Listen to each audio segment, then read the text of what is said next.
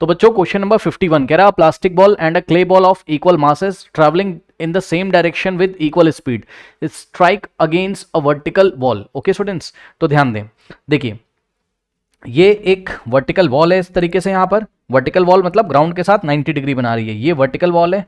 Okay students, ये vertical wall है और इस वर्टिकल वॉल पे चलिए हम यहां पे दिखाते हैं आपको।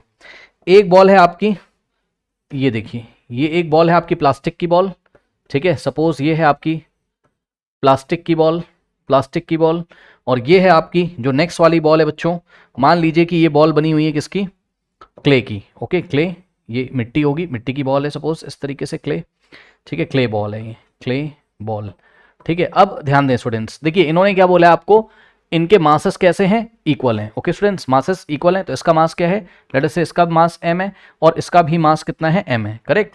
अब इसकी स्पीड सपोज v है और इसकी भी स्पीड सपोज v है, v स्पीड से इस डायरेक्शन में स्ट्रेट लाइन में और ये v स्पीड से इस डायरेक्शन में स्ट्रेट लाइन में जा रहा है, दोनों जाके जैसे ही दीवार पे टकराएंगे तो कितना मोमेंटम ये दीवार को यानी कि बॉल को कितना मोमेंटम ट्रांसफर करेंगे। आइए जरा हम निकालते हैं कितना मोमेंटम ट्रांसफर करेंगे।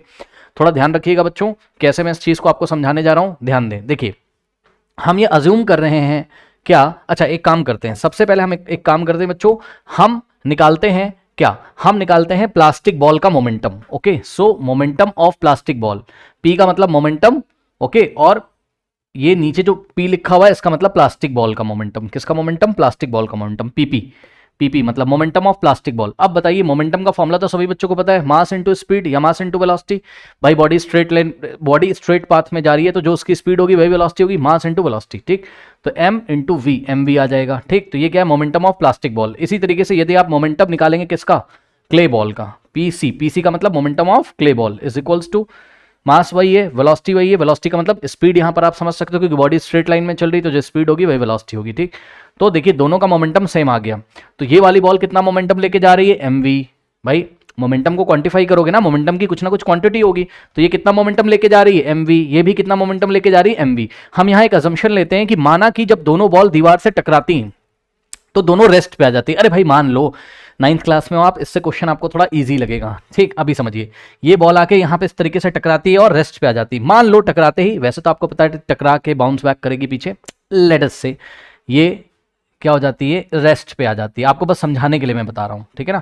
ये सपोज रेस्ट पे आ गई, ओके स्टूडेंट्स, और ये वाली बॉल भी सपोज रेस्ट पे आ गई टकरा के। अब बताइए जब दोनों बॉल रेस्ट पे आ जाएंगी तो इसका मास कितना होगा, m, मास थोड़ी ना चेंज हो जाएगा। सुन लीजिए ध्यान से, ऐसा थोड़ी ना प्लास्टिक की बॉल आके दीवार से टकरा गई तो प्लास्टिक की बॉल ने बोला भैया थोड़ा सा मास मेरा तुम ले लो, दीवार को क्या प्लास्टिक के बॉल के पार्टिकल्स निकल के, क्या प्लास्टिक के बॉल के जो मॉलिक्यूल्स हैं या प्लास्टिक के बॉल के जो पार्टिकल्स हैं वो निकल के दीवार में जाके लग गए क्या, नहीं, यानी कि मास ट्रांसफर नहीं हुआ है। ध्यान से सुन लो, मास ट्रांसफर नहीं हुआ है। इसी तरीके से क्ले की जो बॉल है, ठीक है, इसका भी कोई पार्टिकल जाके दीवार में नहीं, हाँ कुछ पार्टिकल क्ले के लग गए होंगे, उसको आप इग्नोर कर दो, उसके मास बहुत कम होंगे।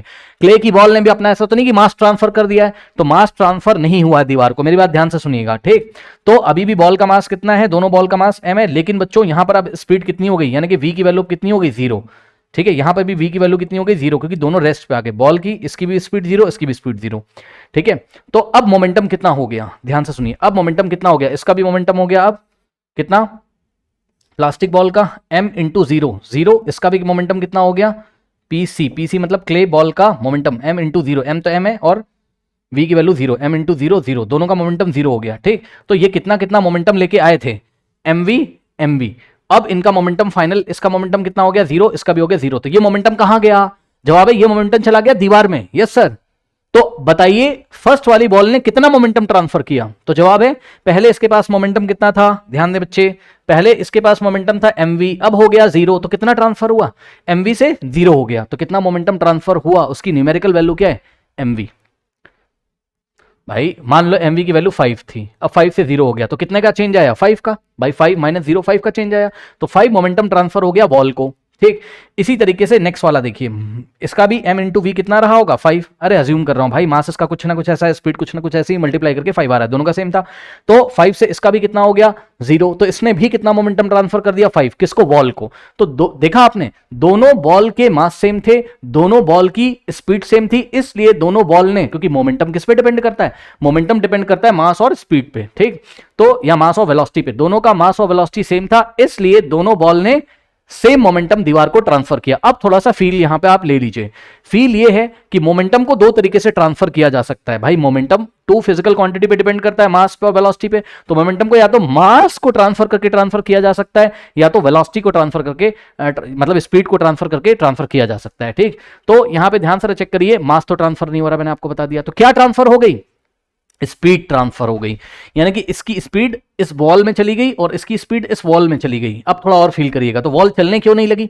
स्पीड के जाने का मतलब है कि आप अगले चैप्टर में पढ़ोगे काइनेटिक एनर्जी। ये देखिए, ये देखिए, हाफ एम वी स्क्वायर, ये फॉर्मुला होता है काइनेटिक एनर्जी का। ठीक है, वी के ट्रांसफर होने का मतलब है कि काइनेटिक एनर्जी ट्रांसफर हो रही, इस बॉल की इस दीवार में, इस बॉल की इस दीवार में। वी के ट्रांसफर होने का ये मतलब है। ठीक है ना, तो मोमेंटम ट्रांसफर हुआ, मास तो नहीं ट्रांसफर हुआ, ये स्पीड ट्रांसफर हो गई। स्पीड ट्रांसफर हो गई यानी कि बॉल की जो काइनेटिक एनर्जी थी दोनों बॉल की दीवार में चली गई। दीवार में जाके कहां गई? मॉलिक्यूल्स को मिल गई। लेकिन मॉलिक्यूल्स थोड़ा सा ऐसे अंदर प्रेस हुए होंगे, फिर ऐसे ऐसे वाइब्रेट करके अपनी मीन पोजीशन पे आ गए। वो आपको आंखों से नहीं दिखाई पड़ेगा, वो माइक्रोस्कोपिक लेवल की चीजें।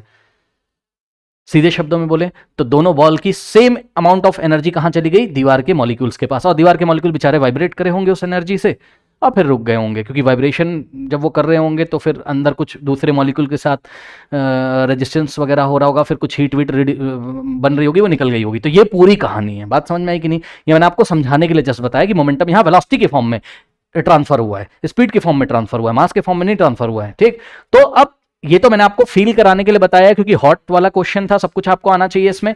एग्जाम में क्या लिखेंगे? तो एग्जाम में सिर्फ इतना लिखेंगे, ध्यान से चेक करिए बच्चों, एग्जाम में सिर्फ इतना लिखेंगे कि the wall will receive equal momentum from both the balls. दोनों बॉल से वॉल को, दीवार को इक्वल मोमेंटम मिलेगा। रीजन क्या है? रीजन ये, this is because both the balls have the same mass. दोनों का मास क्या था? सेम था। दोनों की स्पीड क्या थी? सेम थी। ठीक, तो दोनों का m इंटू वी यानी कि मोमेंटम सेम आया होगा। तो ये मोमेंटम इतना लेके गए 5 और दीवार को दे दिया, क्योंकि दोनों के 0 0 हो गए। ठीक, तो वही चीज है, this is because both the balls have equal mass and equal velocity, या equal mass and equal speed. Okay students, note कर लीजिए।